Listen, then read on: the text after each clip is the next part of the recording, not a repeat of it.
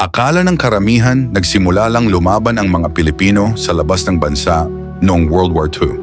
Pero paano kung sabihin ko sa iyo na may mga sundalong Pilipino na naging bahagi ng World War Reunion mahigit 100 taon na ang nakaraan? Sila ang tinatawag na Philippine Scouts.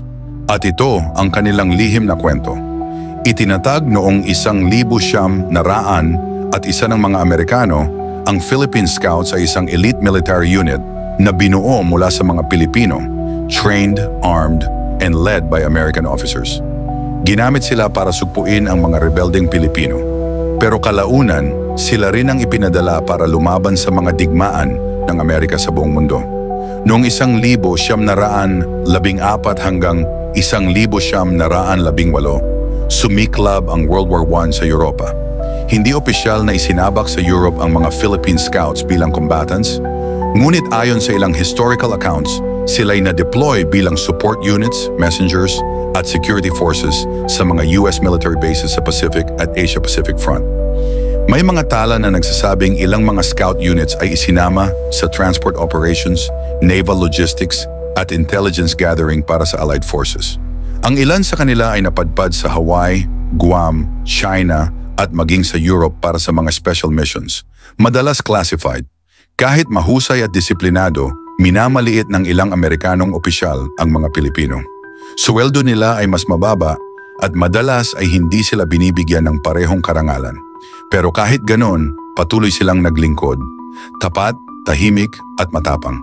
Maraming Philippine Scouts ang namatay sa serbisyo habang nagdadala ng supply, mensahe o ginagawa ang mga misyon sa likod ng linya.